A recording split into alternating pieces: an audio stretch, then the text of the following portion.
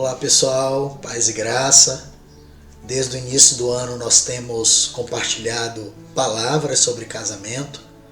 Começamos falando sobre o namoro do cristão, santidade, pornografia. Depois nós seguimos falando sobre preparação para o casamento, comunicação do casal, temperamentos e linguagens do casamento, resolução de conflitos, relacionamento sexual, finanças do casal, papel dos cônjuges, papel do marido, papel da esposa.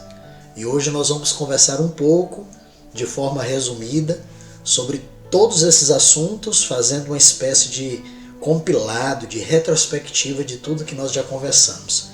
Pretendemos ainda, até o final do ano, falar sobre criação de filhos, disciplina de filhos, a presença de Cristo no lar, reino e família e como a família colabora para o ministério. Meu nome é Paulo Ricardo, eu sou pastor na cidade de Brasília, Distrito Federal, e hoje eu estou acompanhado da minha digníssima esposa, Laudirene, minha auxiliadora, minha cooperadora, minha companheira nessa caminhada de vida, no cuidado e pastoreio de vidas. Olá pessoal, paz e graça. Então vamos lá.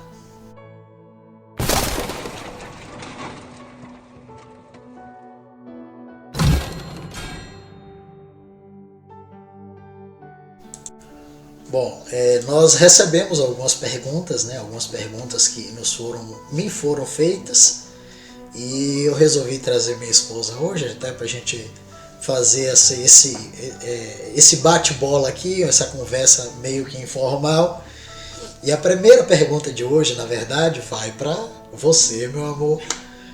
As pessoas sempre me perguntam como é a experiência de conviver, suportar e auxiliar um marido como eu, com um temperamento forte, com um tom de voz que parece um gatinho, mas que na verdade é um leão enjaulado, brincadeira.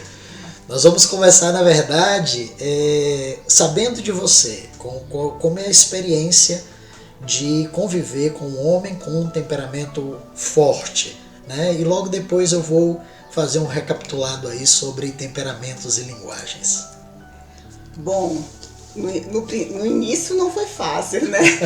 Adaptação, né? Apesar de eu também ter um temperamento forte, mas o Paulo tem um temperamento mais forte do que o meu. Isso também ajuda, né?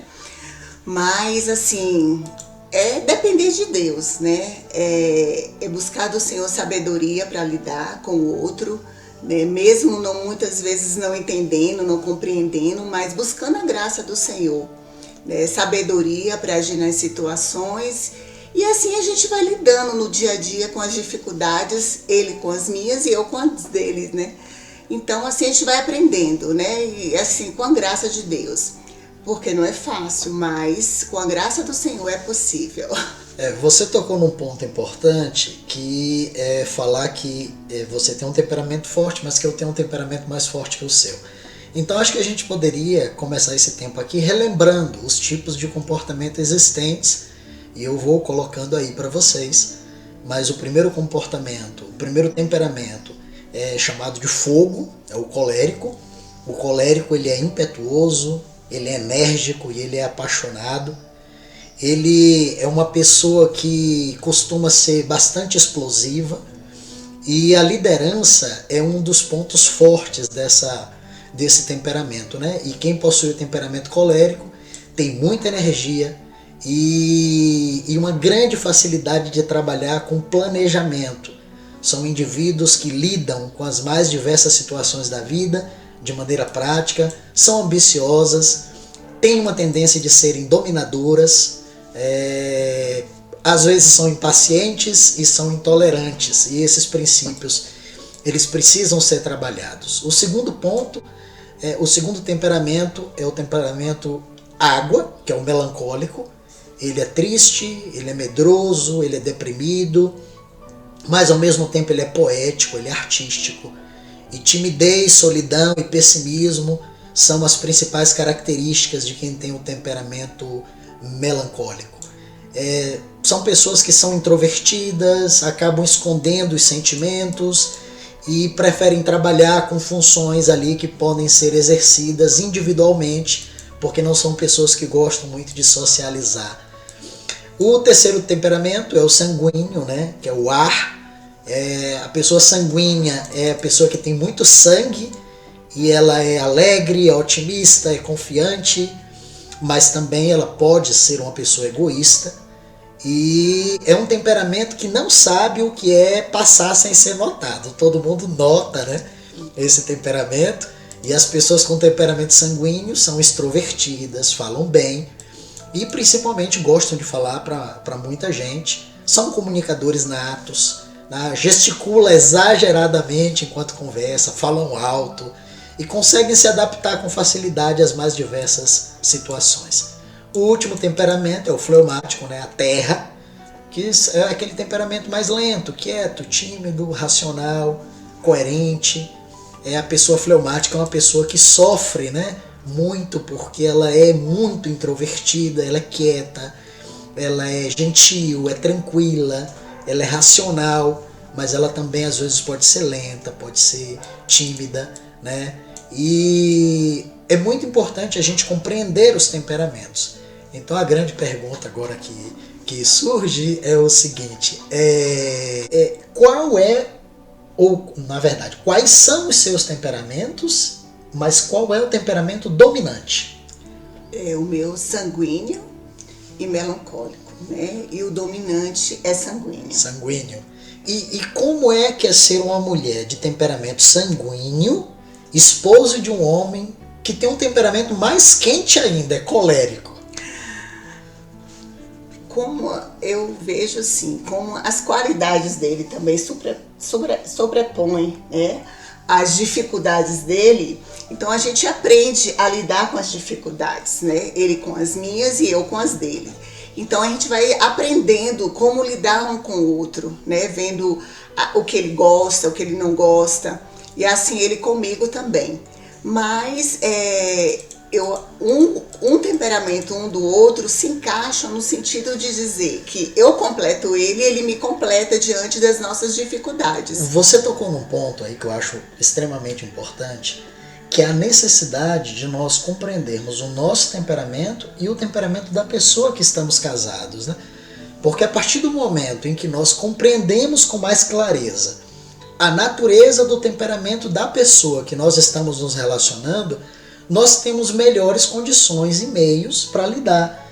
Então, na verdade, o que você está dizendo é que você aprendeu no decorrer dos anos a conviver comigo porque você foi identificando quais eram as qualidades e as falhas do meu temperamento. Sim, exatamente, né? No início foi difícil, porque eu não sabia distinguir, né, os temperamentos e as qualidades, os defeitos daquele temperamento, e eu tinha muita dificuldade, né?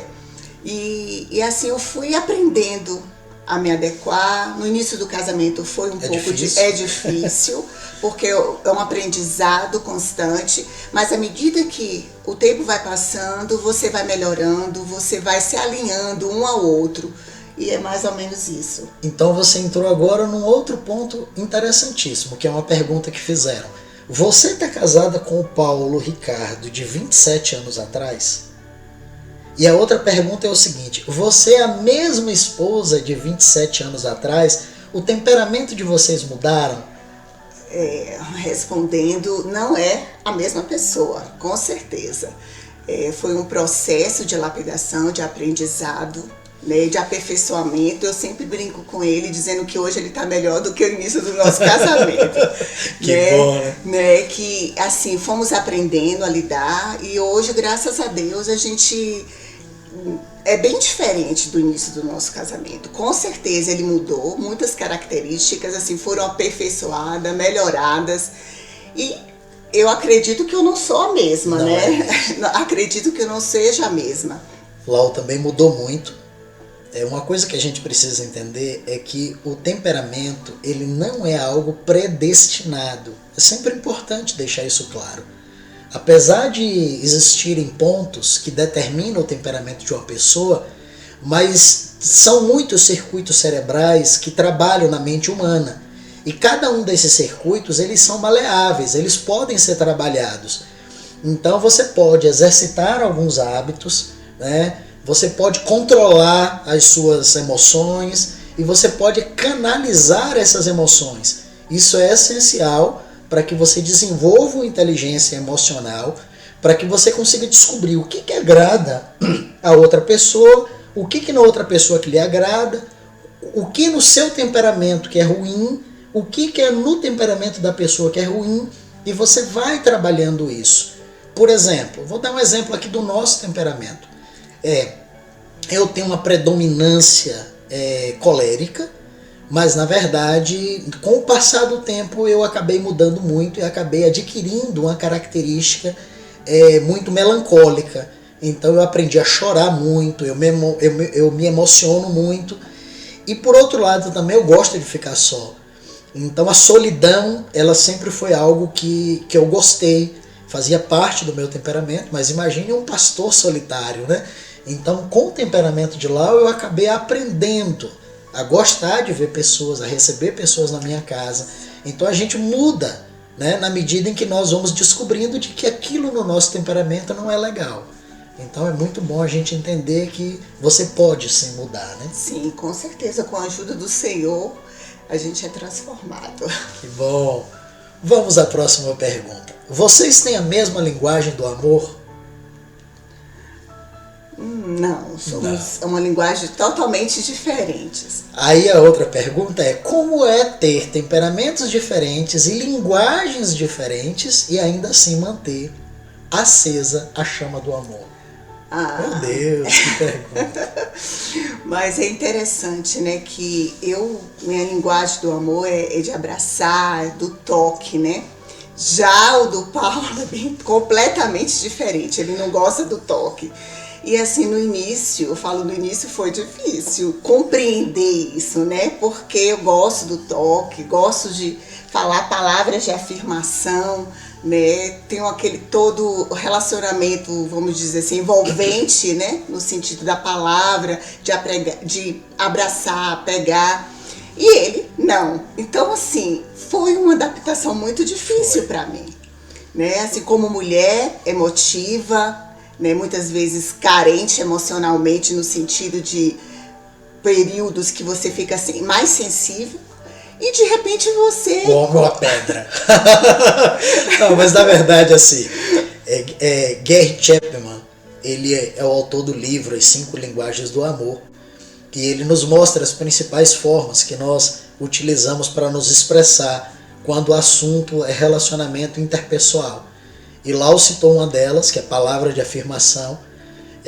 Na verdade são 5 linguagens, né? A palavra de afirmação são elogios, né? Como você dizer para a pessoa: o jantar estava ótimo, eu acho que você faz isso muito bem, vai dar tudo certo, né? Então são incentivos que você dá para a pessoa: você está linda, essa roupa caiu bem em você. Então a pessoa tem necessidade disso.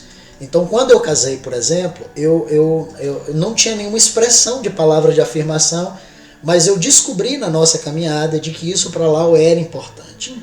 Então, eu passei a fazer para ela as declarações de palavra de afirmação, porque isso era importante para ela. Então, às vezes, a comida está deliciosa, mas assim, imagina você casado com uma pessoa há 27 anos e todo dia ter que dizer que a comida está gostosa. Mas para ela isso é importante. Então, aí todas as vezes eu tenho que, olha, a comida tá gostosa, muito bom, parabéns. Então assim, são palavras de afirmação. A segunda é a qualidade do tempo, né? A qualidade do tempo, que é uma característica que para mim é importante, que é mesmo que você não esteja fazendo nada de importante, mas só de você estar junto da pessoa. Então eu gosto, por exemplo, até quando eu estou furando uma parede, que Lau esteja do lado, às vezes até calada, não precisa estar falando nada, mas só da pessoa estar ali pertinho, isso é importante para algumas pessoas. Para mim, por exemplo, é importante, né? Assistir televisão juntos, ir ao cinema, andar de mãos dadas, qualquer coisinha que você faça, por menor que seja, esse é um tempo de qualidade. A terceira característica é presentes, né? Aí Dona Laudirene também é boa nisso. Nessa linguagem, o que menos importa é o valor financeiro, né? Porque o amor ele pode ser expressado por meio de uma flor, uma pizza ou uma joia, né? Mas o importante aqui é o valor simbólico da pessoa se sentir lembrada. E isso também é importante. O quarto ponto é gestos de serviço. Aqui o que faz, o que importa é mais o que você faz do que qualquer palavra. Formas de expressão como lavar a louça, consertar a fechadura, viu, maridos? Isso é importante. É importante. Se a mulher falou que tem alguma coisa quebrada, corram logo. Geralmente, para a maioria das mulheres, o gesto de serviço é um ponto importante, né? Levar o lixo para fora. Já que ela limpou a casa, você lavar a louça, não custa nada, né? Ou dividir as tarefas. Dividir as tarefas, né? Então isso demonstra para a pessoa o quanto ela é importante para você e de que você está fazendo aquilo para vê-la feliz e realizada. E o último ponto é o toque físico, né? Como o Claudilene comentou. É beijo, abraço, segurar na mão, é toque no corpo. E às vezes assim, eu quero que ela fique ali só quietinha do meu lado, porque eu gosto do tempo de qualidade e ela gosta de ficar pegando, ficar agarrando. Então assim, você vai se adaptando ao tipo de amor que a pessoa gosta de receber e ela vai se adaptando também ao tipo de amor que você gosta e aí o casamento acaba fluindo. Amém. Outra pergunta que me fizeram assim, vocês brigam, discordam muito um do outro? Brigar não, mas discordamos, né? Muito. Duas pessoas diferentes, né, com temperamentos diferentes, tem, claro, com certeza, a gente discorda, mas assim, dou minha opinião, sempre eu falo que eu sou expressiva, né? Então eu acabo falando, expondo o que eu penso. Na né? maioria das vezes eu não concordo, mas a gente não briga por causa disso. A gente precisa entender, como o Lau colocou, que nós somos pessoas completamente diferentes. Ela tem personalidade diferente de mim, ela tem ideias diferentes, e isso não torna ela melhor, também não me torna melhor. E por isso nós não brigamos, porque temos que aprender a respeitar um ao outro. Sim, né? sim, com certeza. Né? Respeitando os seus limites, as suas funções e buscando de Deus também graça para aceitar a opinião do outro, né? Sem uma discordância tão assim que leve, né, uma indiferença, uma discussão assim entre aspas. É importante a gente deixar claro que não existe um lar isento de conflitos. Né? Existem conflitos até nos relacionamentos mais maduros e mais profundos. A gente vai fazer 50 anos de casado e vamos estar discordando um do outro, e eu acho que isso é importante. Né? É o freio e o contrafreio. O problema não está no conflito em si, mas na maneira como nós lidamos com o conflito, porque cada casal tem opiniões diferentes, ideias diferentes, comportamentos diferentes, e isso vai trazer conflito, mas nós precisamos saber lidar de maneira correta com esses conflitos para nós conseguirmos caminhar e chegar aí aos 50 anos de casado. Né? Pois é, até a criação também se influencia, Exatamente. né? A família, de como você foi criado, né? Isso você traz para o casamento algo que você, como você foi criado, até mesmo quando você viu o relacionamento dos seus pais e acaba trazendo, isso tem que ser trabalhado, né? Segundo a vontade de Deus, né? Para que haja um fluir. Exatamente. E aí surge a próxima pergunta, que questionaram como que nós resolvemos os nossos conflitos.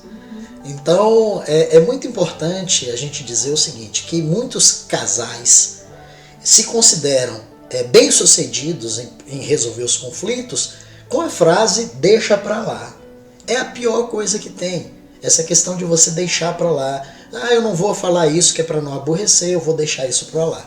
Isso não é a maneira correta de evitar o conflito. Porque a pessoa está ali querendo evitar um desagrado, querendo evitar uma encrenca no relacionamento, mas essa não é a melhor maneira. Então, qual é a melhor maneira de se resolver um conflito? Né? Primeiro é importante a gente dizer qual é a pior maneira. A pior maneira é quando o conflito ele não é resolvido. É quando as pessoas jogam a bagunça para debaixo do tapete. Ou quando isso vem à tona, a mulher começa a chorar, ou então a mulher fica em silêncio, ou ela grita, ou o homem ignora ela, ou o homem grita, ou ambos ficam emburrados, perdem o controle da situação, demonstram raivas, demonstrações físicas, agressões verbais. Essas são as piores maneiras de se resolver um conflito. Então, como que nós resolvemos? Abertura, sinceridade, honestidade nas palavras e coragem para enfrentar o problema, entendendo que a outra pessoa é diferente de você e por isso você não precisa agredi-la, você não precisa desprezar o que ela pensa, pelo contrário, né? A maneira dela pensar é importante também, independente de que você pense diferente ou não. Isso, no nosso relacionamento, principalmente, o Paulo sempre gosta de a gente conversar sobre os conflitos, né? Sim. Alguma situação a gente conversa, né? Ele expõe o que ele pensa e eu também expresso o que eu penso, meu ponto de vista, o meu olhar. Isso não quer dizer que eu esteja certa e ele esteja certo, mas a gente conversa. Sim. Né? Busca isso, e eu acho também no conflito, depois dessa conversa, o perdão, a restituição de orar, de se abraçar, buscar ao Senhor, orar, um abençoando a vida do outro, porque a gente trata o conflito, mas também precisa ter toda uma restauração, né, dessa situação, né, de perdoar, de ter o coração. Eu sempre falo para Paulo que o homem tem dificuldade de pedir perdão, a mulher já ela é mais dada, né? E o homem já é mais difícil de pedir perdão, mas é importante aprender isso, né? A pedir perdão, reconhecer. E isso eu acho que a gente vai aprendendo, né? Se ajustando. Tanto né? que na maioria dos conflitos que acontecem aqui em casa, ela sempre tem razão, na maioria das vezes, mas eu evito dizer isso porque é difícil, né? Reconhecer. Mas vamos lá. Outra pergunta é: como então vocês resolvem o conflito de vocês? Bom, nós já falamos sobre isso, né? Naquelas últimas lives. E eu vou dar as dicas aí de novo, tá? Gravadinho aí para vocês. Primeiro, marque a conversa. É sempre bom escolher a melhor hora para conversar.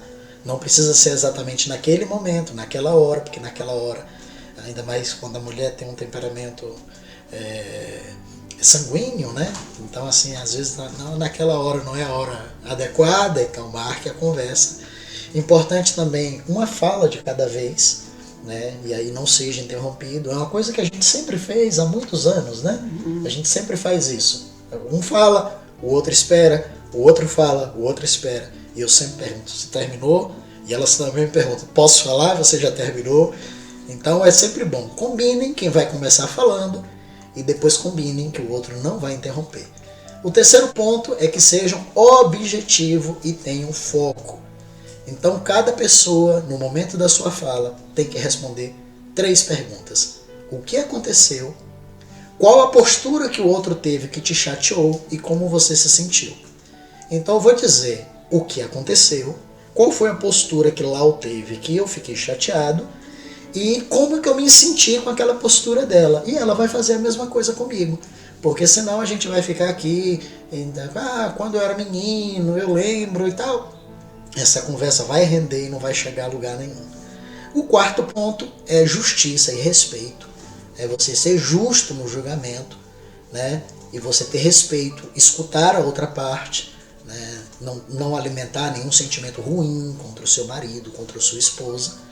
E também é importante você ter sinceridade e ter verdade naquilo que você está falando, né? É você perguntar para as pessoas, para sua esposa, para o seu marido, como é que ele se sentiu, se você o ofendeu, né? É você ser claro também na forma de você dizer: olha, eu fiquei chateado por isso, né? É muito importante que você seja verdadeiro na sua colocação.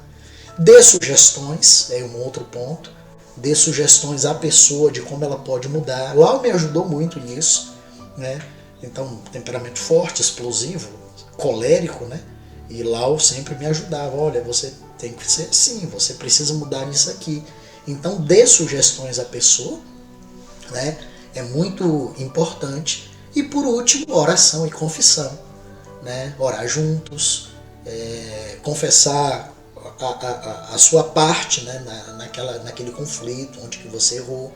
Isso é extremamente importante. Sim, porque a partir do momento que você faz isso, acaba tendo uma boa comunicação, vai trabalhando a comunicação, porque às vezes um não fala, outro fica calado, ou um fala, outro fica calado, e a comunicação fica interrompida ali, né? E não há um fluir do Espírito Santo para conduzir aquele relacionamento. Pelo contrário, cada um está buscando os seus próprios interesses. E a partir do momento que você deixa a sua vontade de lado e tenta resolver o conflito, né, pela perspectiva da vontade de Deus na sua vida, tudo flui, né? O Senhor flui naquele momento e dá graça tanto, né, para um quanto para outro para lidar com aquela situação. E você já acabou até entrando no próximo ponto, que é a próxima pergunta: como é a comunicação de vocês? Então, Lau já entrou aí.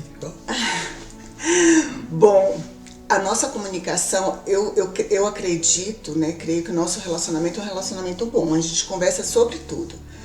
A gente não tem reservas, né? Na minha vida, assim, Paulo me conhece, a gente conversa sobre tudo. Ele é meu amigo. Ele é meu amigo, né? Então, assim, a gente conversa abertamente, fala dos sentimentos, né? Então, a gente foi crescendo no nosso relacionamento, foi construindo um bom relacionamento. Não se constrói de um dia para o outro. Quando a gente, no início do casamento, havia uma construção ali, né? Tava construindo. Hoje nós temos vamos fazer 26 anos de casado, e foi uma construção de amizade, de confiança, de um ajudar o outro, de um saber a dificuldade do outro e conversar das dificuldades não como algo assim com receios, mas abertamente dizer, de reconhecer as suas dificuldades e saber que você precisa trabalhar. Nosso relacionamento, nós temos uma boa comunicação. A gente conversa sobre tudo, a gente se expõe. Tanto o Paulo conversa comigo, como eu converso com ele. É importante lembrar que a comunicação, ela é o centro de todo o relacionamento. E nunca é demais enfatizar isso, né? De que a comunicação, ela é a chave para o desenvolvimento de um bom relacionamento, um relacionamento saudável entre marido e mulher. E existem várias diferenças entre um casal feliz e um casal infeliz. E essa diferença se baseia no fato do casal saber se comunicar ou não. E a palavra de Deus, ela nos fala em Provérbios, capítulo 18, versículo 21, diz que a morte e a vida estão no poder da língua, e o que bem a utiliza come do seu fruto. Então hoje nós estamos comendo do fruto da língua. Alguns comem um fruto doce, outros comem um fruto amargoso. Mas é porque depende de como você está utilizando a língua, aí você vai ter o fruto, né? De vida ou morte, felicidade ou infelicidade. E essas coisas dependem da sua disposição e da sua capacidade de se comunicar. Mas comunicação é uma arte. E nós gastamos a vida inteira para aprender a ser eficientes nessa arte. Eu posso dizer, sem dúvida alguma, que uma das maiores necessidades da família, uma das maiores necessidades, um dos grandes desafios do relacionamento de um casal é aprender a se comunicar. Às vezes a gente até se comunica pelos olhos. Exato! Um olhou para o outro, já sabe o que o outro pensa. Então vamos fazer uma reprise daquilo que a gente já conversou, para que você possa avaliar qual é o seu nível de comunicação. Então nós conversamos, falamos que há pelo menos 4 níveis de comunicação e cada casal tem que ter disposição de aprender, uma disposição de querer ir melhorando esses níveis, né? Então qual é esses 4 níveis? Nível 3, ou melhor, nível 4 é uma comunicação superficial, né? Que traz uma impressão de segurança. Expressões do tipo: bom dia, como vai você? E aí, como é que foi o jogo? Tá tudo bem? Tá tudo tranquilo? E as crianças estão bem? Pronto. É uma comunicação superficial e que faz você ficar seguro atrás de uma máscara. E por incrível que pareça, há muitos relacionamentos, até cristãos, em que os membros estão se comunicando apenas nesse nível. O essencial, né? O essencial. Em nível 3, o casal está satisfeito em simplesmente relatar fatos. Eles reportam acontecimentos, né? Então o marido chega em casa e a mulher conta, o marido pergunta, tá bem? A mulher tá bem, as crianças foram para a escola, o fulano aprontou hoje, o menino fez isso. Então não tem nenhum comentário substancial sobre o que aconteceu, né? O indivíduo ele não sai da casca, ele não se dá a conhecer, ele não diz o que ele pensa, ele não diz a forma como ele está se sentindo. E nesse caso, a comunicação ela também é muito limitada e muitas vezes um dos dois ou até os dois evitam se abrir com medo da reação do outro, né? Você diz assim, não vou falar não porque eu não sei o que é que o outro vai falar. Aí você entra no terceiro nível, que é o nível 2, e aqui o indivíduo ele começa a relatar um pouco das ideias e pensamentos. A pessoa começa a tomar um pouco de coragem, de correr o risco, de expor suas ideias. E ali ela começa a falar um pouco, né? E quando ela começa a falar, se o outro tiver uma reação ruim, ele automaticamente se fecha, mas depois no outro dia ele talvez vai falar um pouco o que ele pensa, o que ele acha. Mas o ponto de todo casal cristão é chegar no nível 1, que é esse nível que Lau acabou de falar, que é a comunicação total. A pessoa está disposta a compartilhar, né, todos os seus sentimentos, todas as suas ideias, todos os seus pensamentos.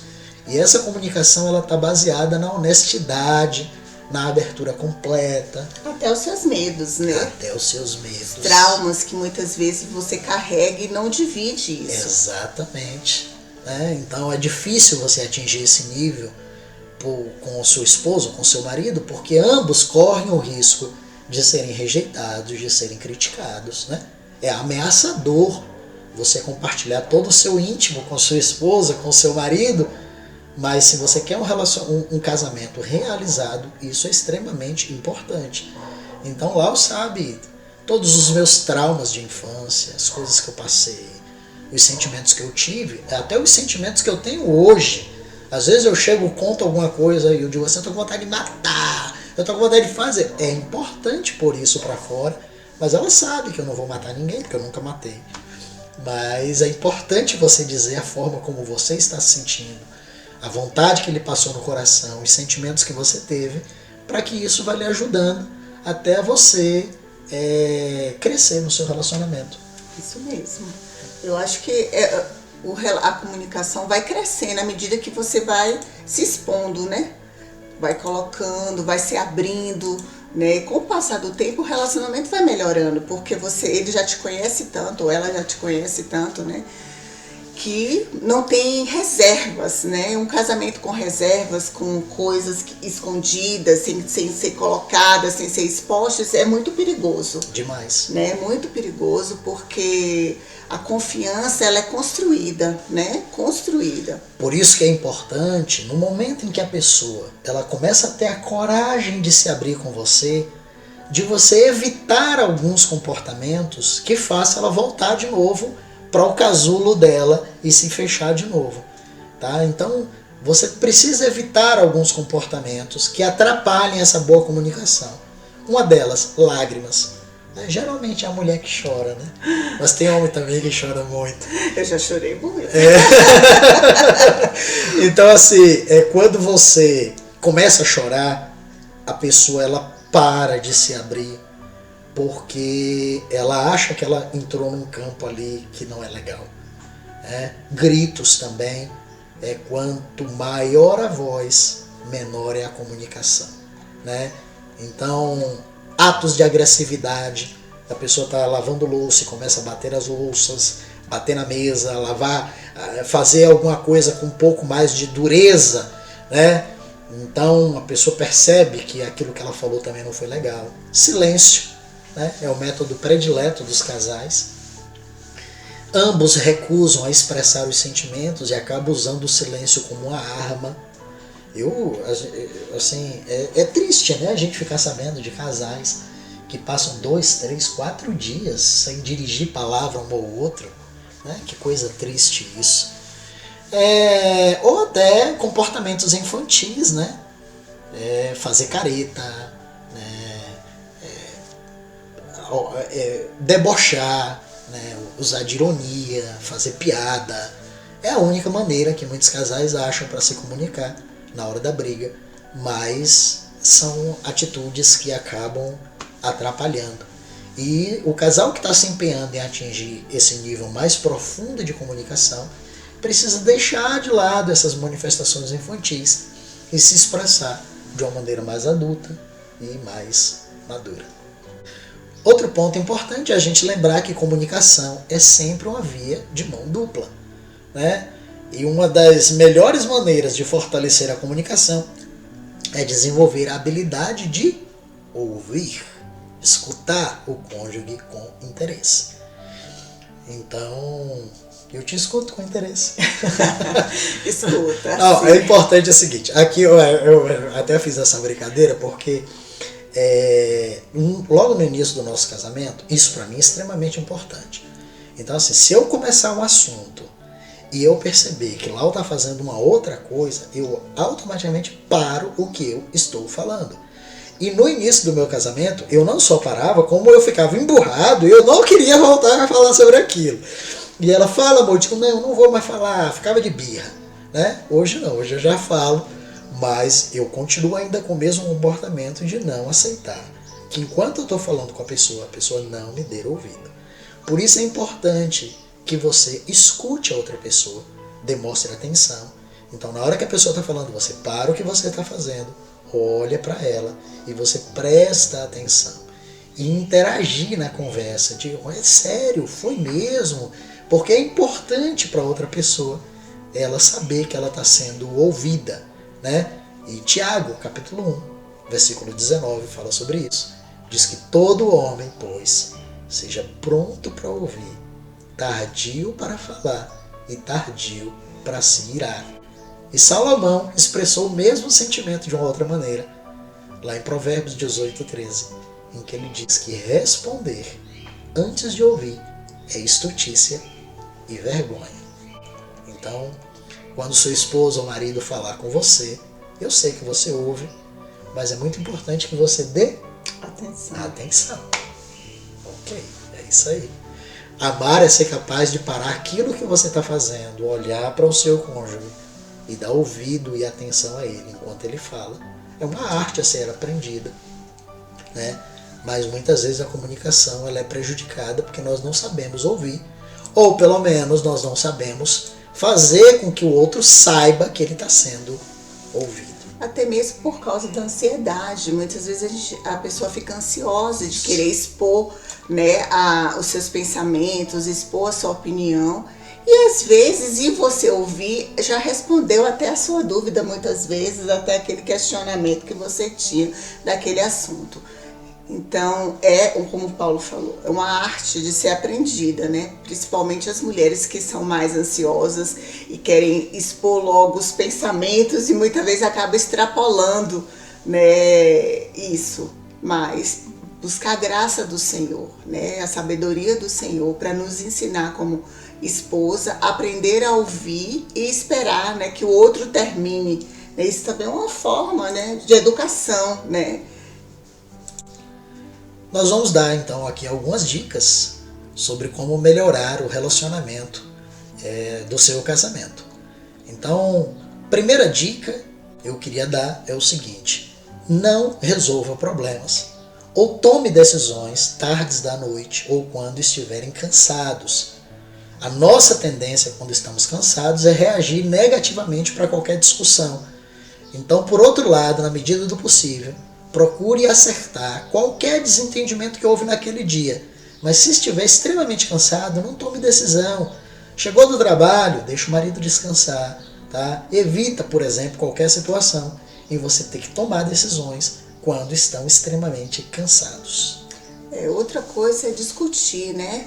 Debater, conversar, assim, assuntos na frente dos filhos. Isso é muito, assim, temos que tomar muito cuidado com relação a isso, porque às vezes você está ali conversando com o marido, um entende aquele momento, mas os filhos não. E às vezes depois vocês se resolvem e os filhos ficam com aquele questionamento. Meu pai e minha mãe brigou e não resolveu, assim dizendo, né? Mas evita, porque os filhos vendo essa discussão, não é saudável. Não é saudável para os filhos, né? Psicologicamente, sentimentalmente. Isso a gente acaba, quando a gente trata o assunto dos dois na frente dos filhos, pode trazer algum dano, né, para esse relacionamento com os filhos. Outro ponto importante, outro conselho é não discuta em público. A Aldirene falou sobre na presença dos filhos e eu digo também na presença de qualquer pessoa. Discussões familiares têm que ser resolvidas entre marido e mulher. E é muito fácil você machucar a sua esposa ou machucar o seu marido quando você está na frente de outras pessoas e você não é verdadeira e acaba usando de cinismo, de indireta, de palavras duras, expondo a pessoa à vergonha. E o pior de tudo é você fazer isso publicamente, na frente do sogro, da sogra, dos cunhados, dos amigos, dos colegas de trabalho, seja lá de quem for. Ou se justificando, achando que é família e eu vou me expor, né? Outra dica é não tratar assuntos sérios quando um dos dois estiverem fazendo atividades. Isso é importante. Por exemplo, esposa, se o marido está assistindo um jogo de futebol, não é hora de resolver o problema na hora do jogo de futebol. Maridos, quando a esposa estiver lavando louça, a pia lotada de louça, pegue um pano e vai ajudá-la, né? Ajudá-la. E não é momento de tratar assuntos sérios naquele momento. Então, a dica é: marque uma hora específica. Converse com seu esposo, com seu marido, na hora que vocês marcarem, tá? E maridos e esposa, eles têm que saber discernir qual é o melhor momento e a melhor ocasião e aguardar aquele momento e aquela ocasião. Tá todo mundo com o ânimo mais tranquilo e aí conseguem resolver esse ponto. Outra dica que nós queremos dar é o seguinte: falar a verdade, mas falar a verdade em amor. Paulo diz em Colossenses 3,9: não mintais uns aos outros. E em Efésios 4,25 ele diz: deixando a mentira, fale cada um a verdade. A tendência do ser humano é não ser honesto. Isso faz parte da nossa natureza pecaminosa. E nós precisamos falar para a nossa esposa ou para o nosso marido, dizer assim: querido, eu quero aprender a ser honesto com você. E eu tenho coisas para te falar e eu preciso conversar com você. Preciso que você também me escute, deixe eu terminar de falar, entenda a minha posição, mas eu preciso ser honesto com você. Então nós precisamos transformar uma comunicação superficial em uma comunicação verdadeira e profunda, sendo extremamente sincero para outra pessoa sobre tudo que nós pensamos. Exatamente. Isso também traz segurança, né? Sim. Confiança, segurança. Porque você sabe que o outro está falando a verdade, está expondo, está sendo sincero, né? Não está omitindo ou mesclando algo, né? Mas está falando a verdade. E também porque a verdade por si só, ela já resolve tudo, né? A partir do momento que você expõe a verdade, expõe a situação, você já resolveu, quebranta o outro, né? Porque olha para você e vê a sinceridade do seu coração. Outro ponto também, outro conselho que nós damos é: não use o silêncio para ofender a pessoa, tá? Para frustrar o seu parceiro. Porque o silêncio, ele é uma resposta negativa. Sim. Tá? Significa que o outro falou não tem nenhuma importância para você. Tá? Então, se você não quer responder, explique com calma por que você não quer responder naquele momento. Você pode dizer: olha, eu não estou bem, não quero conversar sobre isso agora, a gente pode conversar num outro momento. Mas não use o silêncio para frustrar, porque essa arma, quando ela é usada frequentemente, ela acaba sendo extremamente prejudicial ao casamento. Sim, isso aí, tanto o homem quanto a mulher, né? Principalmente, Porque a mulher, por mais ser, ela é mais sensível, e o homem o silêncio acaba despertando outros sentimentos ruins e desencadeando outras coisas. Pois é. Só que você não vai usar o silêncio, mas você também não vai falar precipitadamente o que você está pensando, tá? Então, assim, a palavra fala que o que guarda a boca conserva a alma, mas o que muito abre os lábios, a si mesmo se arruína. Ok? Então nós precisamos ter muito cuidado com o que nós falamos. Provérbios fala também, lá no capítulo 17, verso 27, que quem retém as palavras possui o conhecimento. Então nós precisamos aprender a controlar aquilo que a gente fala para não ofender outra pessoa, né? Que é muito fácil, né? Sim. A gente ofender marido ou esposa. Mas na hora do conflito, da situação ali, as pessoas não conseguem pensar. Sim. E começam a ter sentimentos ruins. E outra coisa, o inimigo usa aquela situação, né? E o seu coração, por muitas vezes, está mal com o outro, fala coisas que impensadas, assim dizendo, na flor, no momento da emoção. Isso. Assim falando. Outra dica, não seja precipitado ao responder. Espere a outra pessoa terminar tudo que ela tem a dizer. E às vezes você pensa até que você sabe o que a outra pessoa está querendo dizer, sabe? E aí às vezes a gente age sem educação mesmo. Cortamos no meio da conversa e depois a gente descobre que não era nada daquilo que a gente ia falar. Então a gente precisa atentar. Provérbios capítulo 15, versículo 28, diz que o coração do justo medita no que há de responder. Amém. Mas a boca dos perversos transborda maldades. Então não seja perverso no seu relacionamento. Outro ponto importante, não se envolva em discussão. Isso é um ponto importantíssimo. Nós acabamos de falar que nós discordamos um do outro. E isso é super importante, né? Mas você pode discordar sem causar brigas. Você pode, na verdade, falar o que você pensa, dar a sua opinião, sem necessariamente criar um conflito dentro do casamento. Sim, mas muitas vezes a pessoa já fica chateada quando fala a verdade, é verdade. né?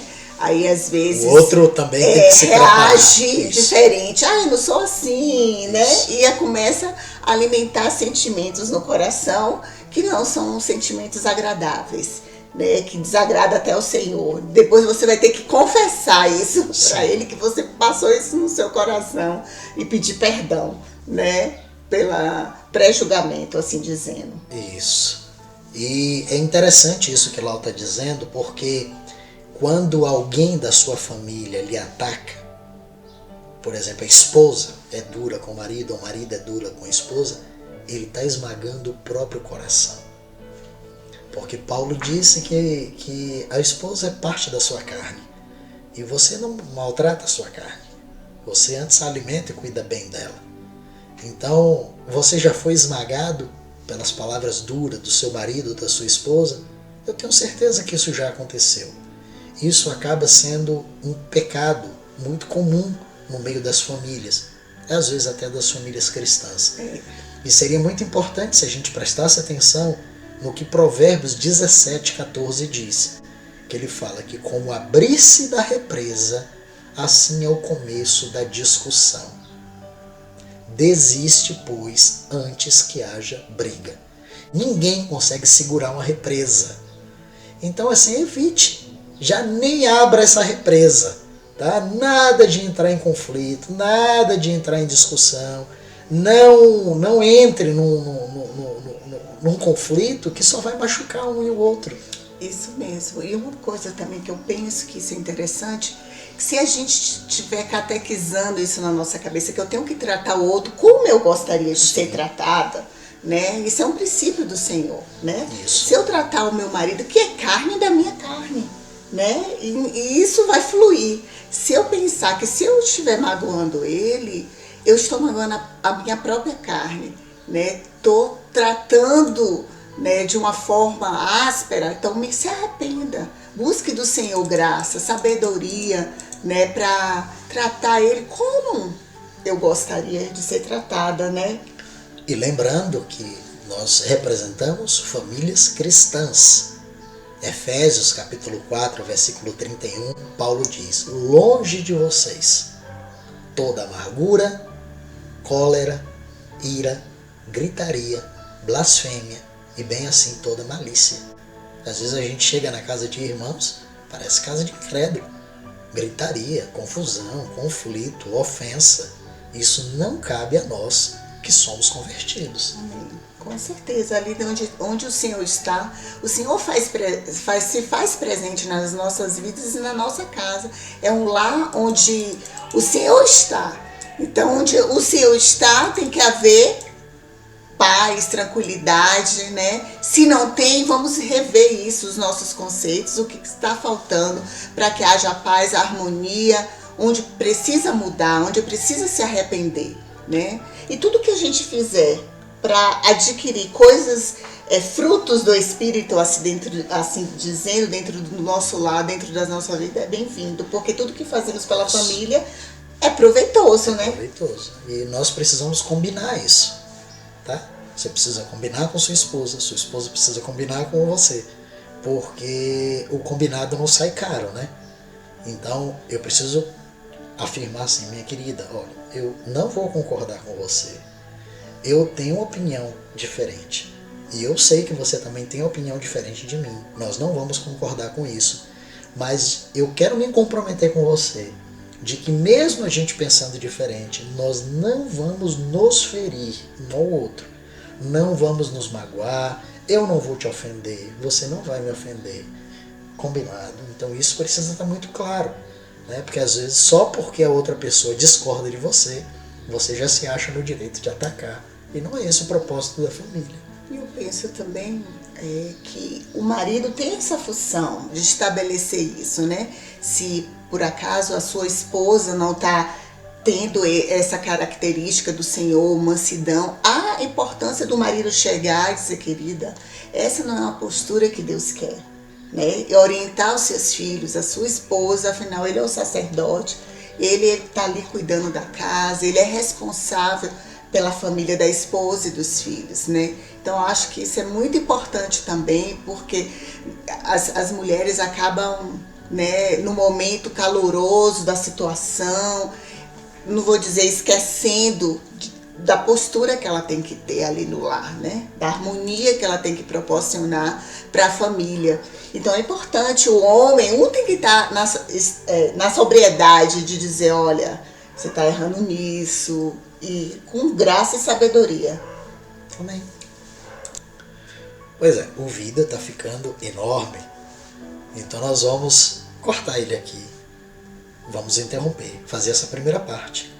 E na próxima live a gente vai continuar com a segunda parte desse vídeo. Eu aguardo vocês. Beijos no coração. Deus abençoe.